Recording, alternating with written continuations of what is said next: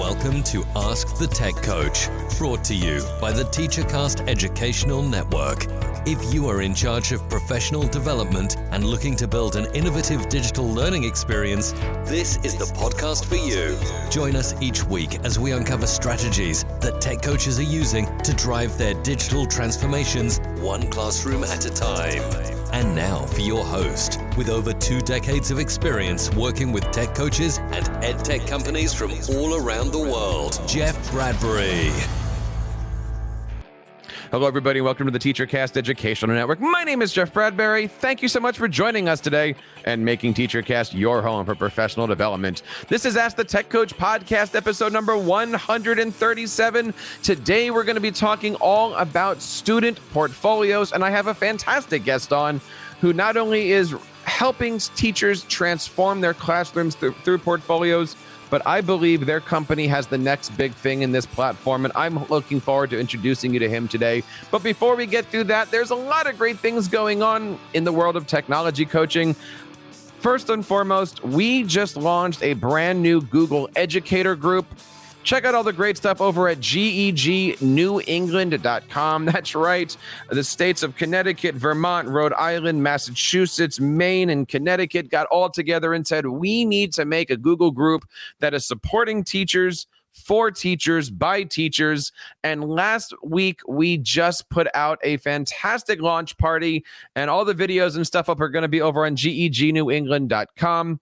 And guys, we are looking to see who is interested in joining us in this adventure, who's looking out there to see what they can do with Google Educator Group. We are every single month focusing on a specific Google application. Last month, our first month, in fact, we started looking at Google Keep. That's right. Google Keep from 30 different ways. We created our GEG New England YouTube channel, put everything up, and every other day of the week this week, that's right, Monday, Wednesdays, and Fridays, we are putting out brand new videos all about Google Keep, how you can use it, what is it. Some of these are good feature videos, how to push the button. Some of these are good videos for how to use it with your kids. It is a good YouTube channel that we're building. Starting next month, we're going to be focusing on things like Google Takeout, organization, getting ready for the summertime, all those videos with the idea that you guys can take those videos and share them with your community. Doesn't that feel like it's going to take some of the pressure off of you guys as tech coaches, knowing that you've got some great videos out there? So check out the GEG New England YouTube channel, GEGNewEngland.com website. We are just getting started. We have a lot of great things going on as we go into the summertime. If you're looking for a GEG, check out GEG New England today, right here. Not only are we doing that, but also the Tech Coach Network is doing well. And we want to say, guys, thank you out there for the hundreds of tech coaches that are part of this and every single week getting together. We, of course, mentioned last week, we've had some great successes. People who are coming to us, listening to this podcast, joining the TeacherCast Tech Coaches Network. You can head on over to teachercast.net/TCN form and filling it out today. We've had a lot of tech coaches come up to us and say, hey, look, I've been a part of the community and now I am a brand new tech coach. Or, hey, I've been a part of the community and I have a new job as a different tech coach in a different school district. We are here to support you guys as we are each and every Monday, and we have such a good time. But today I am excited to talk to you guys about a topic that we've covered a few times on the channel. Digital portfolios. What are digital portfolios? What are they used for? I use digital portfolios with my students, and even the Edu triplets, as they come home with their stuff, we're putting them in folders and formats and Google Sites and stuff like that. But I want to share with you guys our interview today because it is really, really important that we know not only what is a portfolio, but how to use it effectively in your classrooms and with your teachers. Specifically, how do you use buy-in for this? We talk a lot about how the fact that you can't bring in an application from the bottom up. It's got to be from the top down, and we cover that today. So I want to bring to you guys my interview on student portfolios. My guest today is the Director of Partner Development and Digital Portfolio Coach with Spaces. And not only that, but his role has him focus on equipping forward-thinking educators with the resources and knowledge they need to empower their students to tell their stories. And that is exactly what we're going to be sharing today. How can we create amazing stories through digital portfolios? I want to bring on the show today Mr. Damian Matheson. Damian, how are you today? Welcome to Ask the Tech Coach. Thank you so much, Jeff. Yeah, I'm super excited to be here. It's a nice, sunny, warm day. Haven't had too many of those where I'm calling in from in Toronto, Canada, this part of the time of the year. So I'm in a great mood, and I'm looking forward to have a great conversation with you, Jeff. I am certainly looking forward to this too. Talk to us a little bit about digital portfolios. We've talked about this on the show. We've been helping tech coaches build portfolios, but you're right here in the space. What is new? What is hot? What is exciting about digital portfolios? Yeah, well, I mean, I'm biased, but I think you're talking to the right guy, someone who says he's a digital portfolio coach, right? The word digital portfolio, I have issues with it actually, because so many things say that they're a portfolio. So many things say they're a digital portfolio. You can go from one end of the spectrum of something like a Google Sites, where it's kind of a static page and you add a thing to it. And then you can go to the complete other end of the spectrum, tools like a Spaces, where it's a lot more interactive. Actually, the best way to frame it for educators is, we've all heard this idea of the 3 Ps when it comes to a digital portfolio. So process, progress, and product. And actually, I was just talking to likely a mutual friend, Jake Miller from the Education Duct Tape podcast. And, the way he framed it was that most times, because the word digital portfolio has been around for a long time in education, right? It's only a little bit more recently with some newer technologies that they've really kind of gone 2.0 in my personal opinion. But because they've been around for so long, when you hear digital portfolio, oftentimes your default is to think of something like a Google Sites, a static page, where often the way we've been using portfolios, digital or not, over the years is the product portfolio. That's where you put your products. You put it in this binder, and then hopefully it moves with you from year to year. But the digital portfolio is about so much more than that. And the easiest way to explain it is process. So we're using a digital portfolio to have our students think through the work they're doing, explain their thinking. Progress. My favorite reason for a digital portfolio is to allow students to show growth over time. Here's where I was in September. Here's where I was in June. And then, of course, yes, there is the product. You're going to have some of your best work. You're going to have your highlight reel. Maybe you want to share a particular portfolio with a potential employer, scholarship application, college application, or maybe just as an assignment you want to hand into your teacher when it's the final work. But it's more than just the product. It's about the evolution. It's about the story. And that's why I'm a big believer in digital portfolios that allow the students to showcase why there's so much more than the grades on the report card. It's by telling a story of how they got from A to B and everything that happened in between. I'm glad that you mentioned it that way, because for so long in the tech coaching world, we try to say the words digital portfolio and we might mean website, right? This static thing. And, you mentioned Google Sites. I'm sure many people out there are building portfolios on Google Sites. Yep. They might be building portfolios on OneNote. When we're looking as a school district, which many of our tech coaches out there are on these committees where we get asked, what are the best tools? What are the directions? What should somebody be looking for? Not necessarily application wise, but what makes a good digital portfolio tool? Yeah. Very biased, right? But one, I'll say that even if they're doing it on Google Sites, even if they're doing, the Weebly's and the Wix's, great. That's a start. Okay. I mean, you're bought into the idea that students should have a place, and this could go in many different conversations, right? I had an interesting conversation with another popular name in education, George Couros, where he talked about having students build, because when you get Googled for the job interview, right? What do you want them to find? So many things live like a Google site, for example. I'm not knocking Google Sites at all. Again, it's if you're doing that, it's great. I'm a big fan of Google Classroom, but oftentimes the work that students are doing within these siloed systems that are part of the education system, like in the Google Classroom, more often than not, you're going to lose access to that, right? Yeah. After you graduate or leave the school system. So when you're going in for that job interview and the employer is searching for your name, they're not going to find all the work that you did there, because that stuff is locked into the education system behind a protected firewall for good and for bad reasons. But what do you want? What do you want employers to find? What do you want the world to know about you? We always talk about, we want our students to be creators, not just consumers. So let's have a conversation about digital citizenship so that they know what to put out there, what not to put out there, and then encourage them to do that in a safe environment so that they can build that habit for it. But that was kind of a digression to your question, Jeff. I mean, the reason I went off on that tangent, and what I always tell our partners and the school boards that we're working with when they're talking to us about digital portfolio, is before we even look at the tool, I just stop them and I say, why? Why are we doing this? Why are we having this conversation? If we're having this conversation now at the start of the year, what do you want students to have accomplished? What do you want teachers to have accomplished by the end of the year? And I get so many different reasons, right? So it's for a lot of teachers I talk to, especially this past year, they want to provide a window into the classroom for parents, right? There's a lot of parents at the start of the school year who got to see a lot more of what the students were doing, and then they liked that. And then for those places where they were able to go back to school, it kind of got cut off. Of course, parents are still going to have access to the Google Classrooms and the learning management systems, but that's an effort to have to log in and see what your kids are doing. But when you have something like a digital portfolio and there's an app on your phone and they can get a ding when Jimmy is out of the picture, it provides a window into the classroom, but it also allows them to easily add a reflection.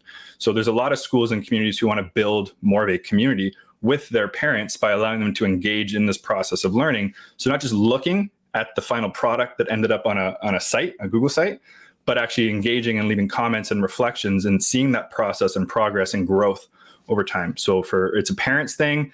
A lot of times it's also just a reflection thing. A lot of teachers are now understanding that they need to build in this habit of reflection, daily reflection.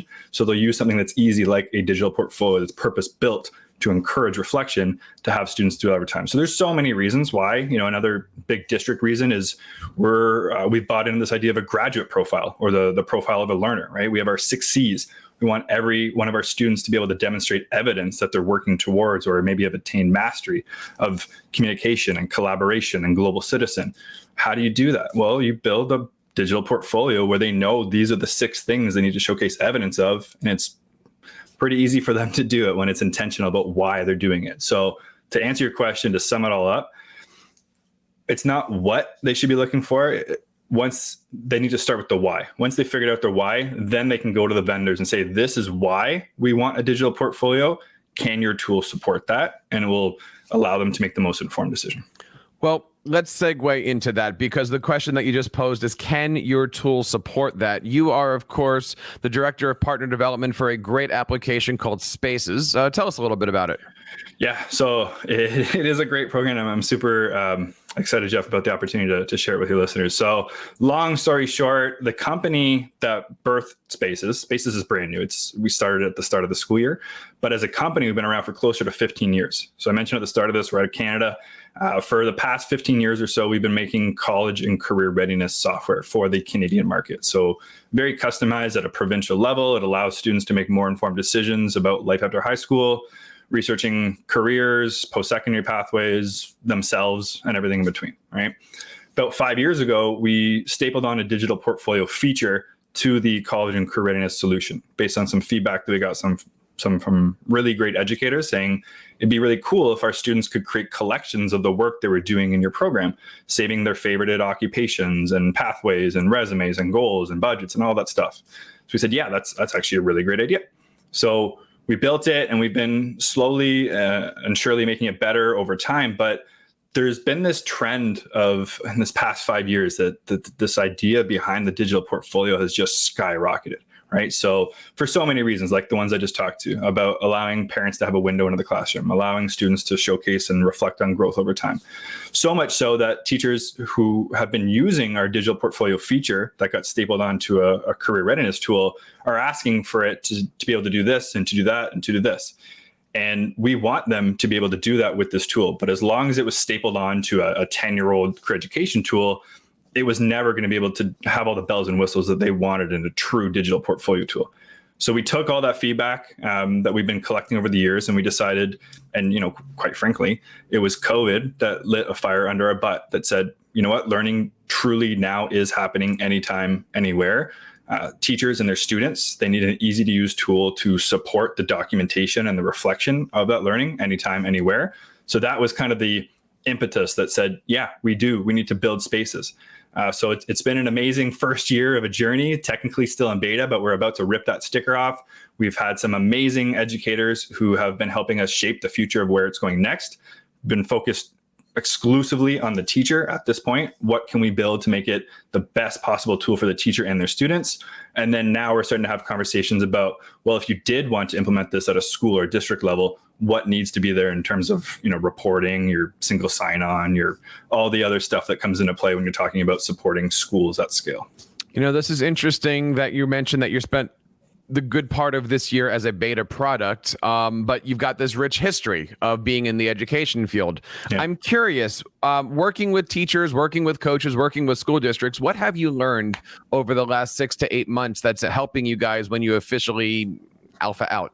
Yeah, so much actually. So it's an interesting question, Jeff. I mean, the way that I usually position it to teachers and the way I usually position it is that there's a lot of companies out there, and we'll see it. It's becoming a lot more popular in ed tech now, where these companies are going out and raising millions of dollars from these venture capital firms in the Silicon Valley or wherever so that they can scale their products. We've never done that. So my blueprint has been a bootstrap company from day one. And that's what I was alluding to when I had my big hesitation there, is that what I usually explain to teachers is that we're bootstrap, which means our founder, his name's Gil, really passionate guy. He actually started my blueprint as a research project when he was in his undergrad in university, still steering the ship today. He started this with a little bit of money that he had and with his co-founders at the time, and slowly but surely built it into what it is today. So I like to refer to my blueprint because in Canada, we're supporting over 1 million students in making more informed decisions about their future. I like to refer to it as a 15-year overnight success. So we've taken that and we've applied it to spaces. So what I tell teachers is, we're actually more interested in your feedback than your finances. We're not in a rush to get your credit card number or a PO out of the door. Because we have my blueprint, the company in Canada, over 400 school boards are licensing it. That's keeping the lights on for us, and that's funding spaces. So you have a lot of other companies out there who seek tens of millions of dollars of venture capital money from investors. And what a lot of teachers may not know is that puts pressure on the company. That puts pressure on them to pay back their investors and to satisfy their advisory board a lot faster than they may like to, because investors want their money back, or they want to know that the company is going in a direction that they will get their money back. So for us, it's actually the opposite. We don't have to pay anyone back. It's our money. So we can take the time we need to talk to the teachers and to talk to the administrators and the district level people to make sure we really get it right and really do something different that isn't already out there, and find kind of our niche.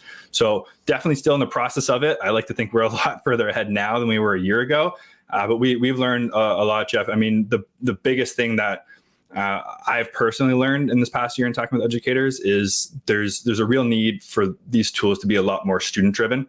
A lot of the times when we're having these conversations about documentation and digital portfolios, a lot of that is coming from the teacher saying, I want you to do this. This is what it should look like. But we're obviously moving into a time where things have a lot more voice and choice. Of course, there's a healthy balance somewhere in between, but we're trying to build it in such a way that the student is really the one telling their story with spaces. It is all about storytelling. And I know in hearing you and learning about spaces, and we've been talking over the last couple months here, one of the things I'm working on in my district is creating a digital citizenship platform. Cool. We're talking about digital footprint. Where do we go?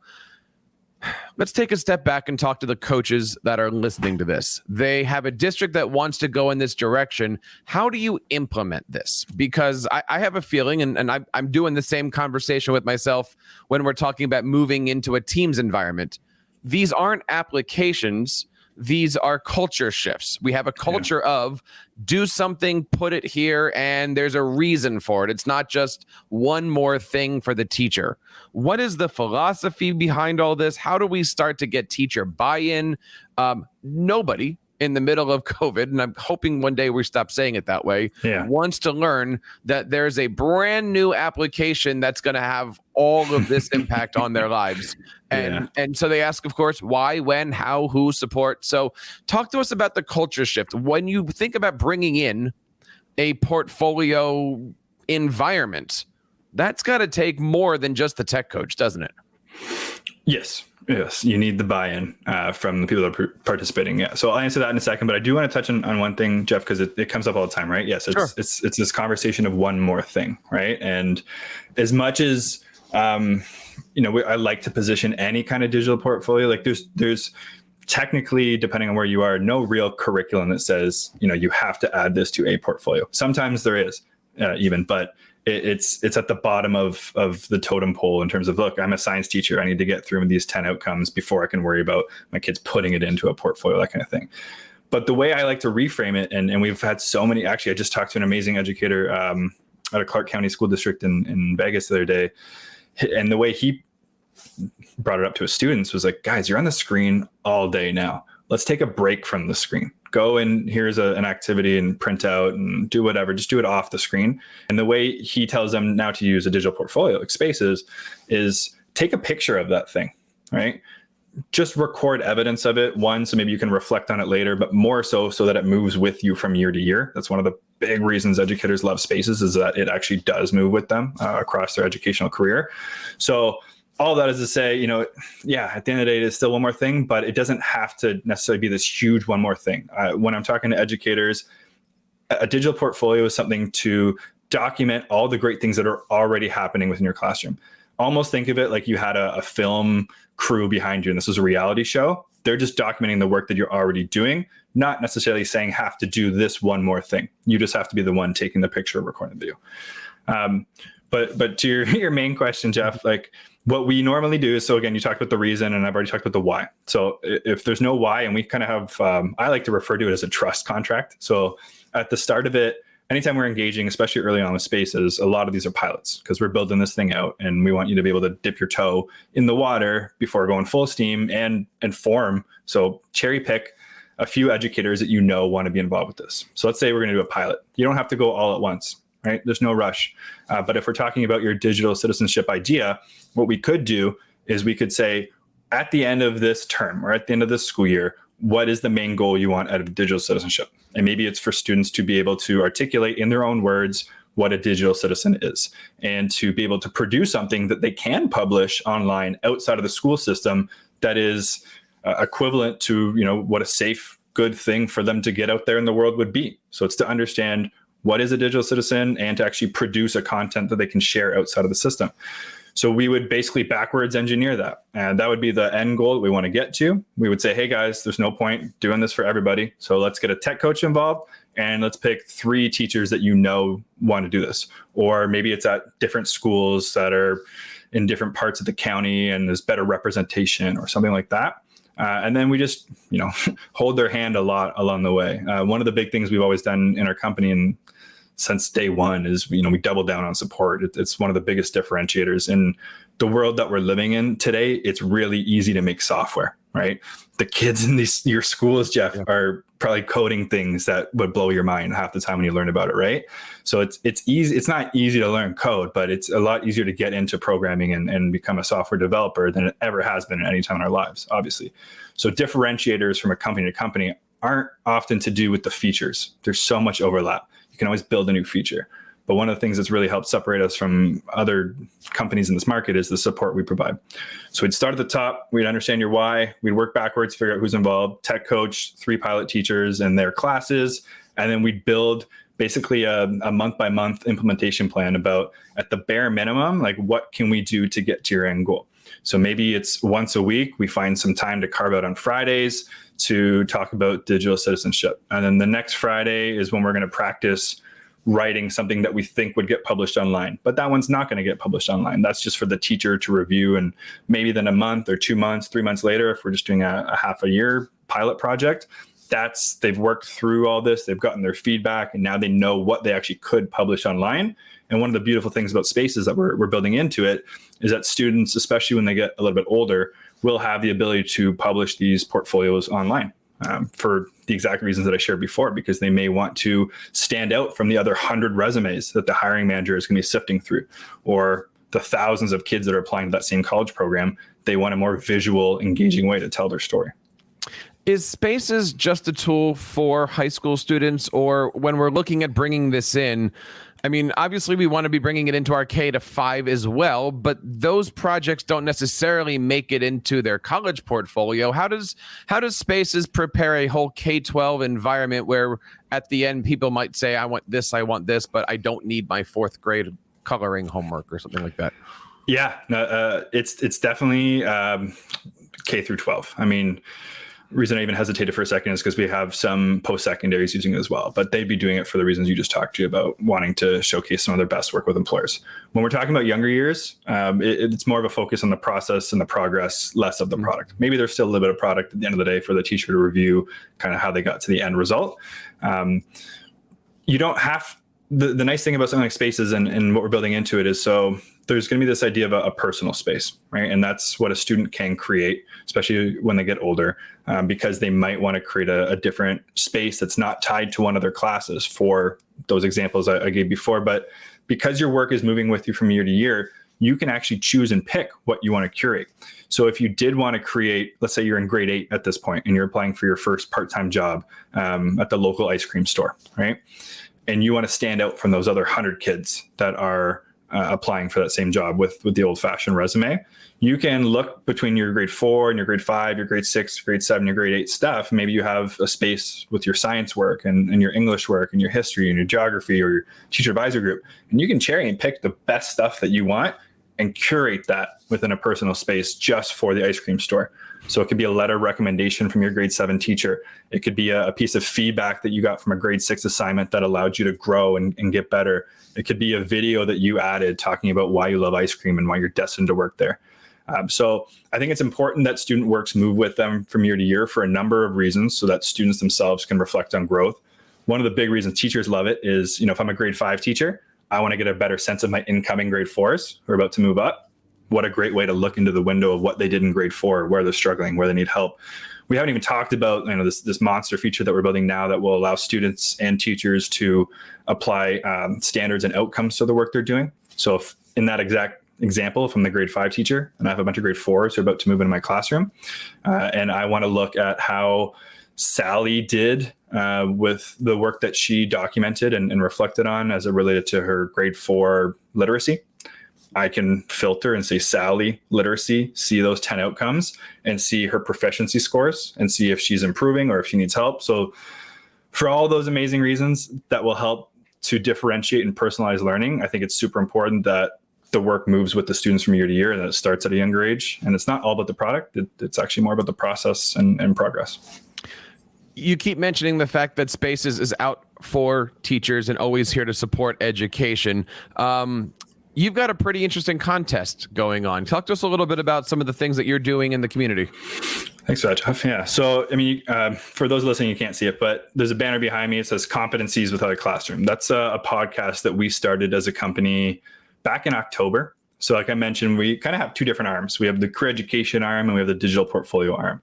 And I thought, what could we do to help support teachers, especially this year, who are working with their students around digital portfolios and around career education? When I thought about it, the two where those kind of overlap have to do with 21st century skills and this idea of core competencies, right? So what we did with season 1 of the podcast is we interviewed about 21 different industry professionals, CEOs and hiring managers, because it's really easy to tell our students, you need to be a critical thinker, you need to be a problem solver, you need to be a collaborator. But what does that actually look like in the workplace? So we interviewed all these different people in industry, and basically half the conversation was, what do you actually do at work all day? So as a civil engineer, what do you actually do, right? And then the other half was, what are those 21st century skills? What are those competencies that you need to be successful there? So that the students and the teachers listening can actually see what a real life example of problem solving looks like as a civil engineer, as an example. For season 2, we're about to kick that off mid-April. And what that is now we have a pretty good sense of what industry is looking for and what those skills look like in action, but what are educators doing to empower those students, their students, to develop those skills? And I'm in a very privileged position where I get to work with educators across North America. So I know there are some really amazing teachers doing some really amazing work as it relates to helping these students develop these skills. But I feel like a lot of those stories are siloed. I feel like so many teachers could benefit from hearing from other teachers about what they're doing in the classroom, more than just 280 characters on Twitter. So what we're doing with season 2 is we're trying to amplify the voice of the educator. And we're profiling 21 teachers who are doing an amazing job of developing 21st century skills in their students. We're taking a 2-minute clip because I ask the same question in every episode. What's one idea that you've done in your classroom that another teacher listening to this could borrow and steal and bring back to their classroom as it relates to developing 21st century skills in our students? So there's going to be a way starting on May 1st for you to visit futurereadyclassroom.com and vote on your favorite answer to that question. There'll be 21 different ones to pick from. You'll click tweet to vote. You'll submit a vote. There'll be prizes for the podcast guests. So we're giving away $2,100 in prizes. You can probably see the theme here. We're calling it 21 for 21. And we're giving away a prize a day, every day in May for those people who are voting. And there happens to be 21 school days in May, or weekdays. So it's all coming together pretty nicely. FutureReadyClassroom.com. And again, it's just a way to allow educators to see and their students what these 21st century skills look like on display in action, and learn from educators who are doing a really, really great job of developing those skills in their students. We will certainly make sure that we have a link to that podcast. I checked out a couple episodes here. They're great. They're about a half an hour, 25 minutes or so. And guys, if you want to learn all about this stuff, check out everything over there. Their website is spacesedu.com. And of course, you can check out all the great stuff and links over on our shows. This is Ask the Tech Coach, episode number 137. Damian, I gotta ask you the question here as we head into the summer. What is the future for all of this stuff? Where do you see digital portfolios, these things? I mean, are we going AR? Are we going virtual? Like what's on the horizon for everybody here? Yeah. You know what? And again, I can understand that I'm biased. I'm of the belief that and it's funny that we talked about digital citizenship, right? But our digital presence is only going to get stronger, and it's only going to be more important to have the digital presence that you want to have, because that's only going to play more of a role in what kind of decisions are made and what kind of opportunities are presented to you. So I'm of the belief that we're only going to keep saying that cheesy phrase that we want our students to be creators, not consumers, more, but then actually giving them the tools and having our teachers trained on how to support them with that, knowing that a lot of this information will be intentionally designed for public consumption. So I'm of the belief that the future isn't all the amazing things that are happening in the classroom aren't going to be held to the silo that is the classroom, that we're going to be empowering our teachers and our students to showcase with the world all the amazing stuff that's happened. And that's going to be through documentation and through tools like digital portfolios. There's so many, it's so interesting to be in my shoes, someone who's not an educator, but works with educators every day and has for almost a decade now, that the public has so many misconceptions about all the great things that teachers are doing in the classroom. And I think documenting that and showing that to the world not only will help the student when they're ready to apply for that job, will do a much better job of helping the general public understand that all the misconceptions they have about the amazing work that teachers are doing in the classroom. So I think it's a future where we're creators, not just consumers, and everyone is bought into that. The website, again, is spacesedu.com. And of course, Damian, thank you so much for checking out the stuff. And tech coaches, if you're looking to learn more about digital portfolios, check out all the great stuff over at spacesedu.com. Not only are they supporting teachers in the classrooms, but they're supporting teachers out of the classrooms too. Their blog is great. Their podcast is great. There's a lot of great things over here. Check it out today, spacesedu.com. Damian, thank you so much for your time. Take a moment here, plug we talked about the website for a couple seconds here, but social media, where else can we find you guys? Yeah, I highly encourage everyone to check out the Twitter. It's at spaces_edu. That's where we're going to be running this contest that I just talked about. We'll be doing a weekly giveaway every week in May, and then a daily giveaway weekly in April, daily in May. And that's where you're going to find everything from us. So spaces_edu on Twitter. And the podcast is Competencies Without a Classroom, Spotify, Apple Podcasts, wherever you listen.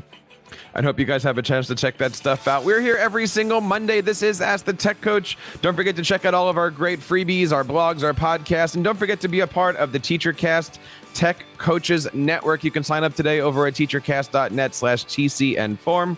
That's teachercast.net/TCN for Tech Coach Network form. It is free. Check it out. And don't forget, you can also check out all of our great archives over at AskTheTechCoach.com. And that wraps up this episode of Ask the Tech Coach, episode number 137. On behalf of Damian and everybody here in the TeacherCast Educational Network, my name is Jeff Bradbury, reminding you guys to keep up the great work in your classrooms and continue sharing your passions with your students. You've been listening to Ask the Tech Coach, hosted by Jeff Bradbury of the TeacherCast Educational Network. Please reach out to the show with all of your questions on Twitter at AskTheTechCoach or online at www.askthetechcoach.com. Be sure to subscribe to our podcast so you don't miss any future episodes. And please take a moment to write a review in the App Store.